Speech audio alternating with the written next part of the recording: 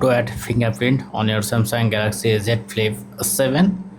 Open up your setting, and under setting you can see the lock screen and audio option.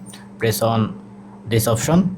Now I have only swipe to unlock is active now. Now go to a fingerprint. Now you have to set at least one pin, password or pattern. Now I am to add a pattern like that. Confirm and done. Now press on continue, then you can see your registration for fingerprint. Now press your fingerprint like that.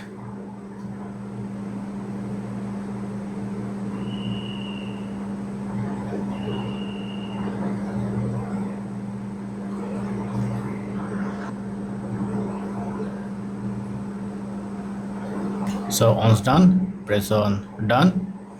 Now if you press on done, now let's go back and lock my phone. Now if you press the fingerprint here, your phone will be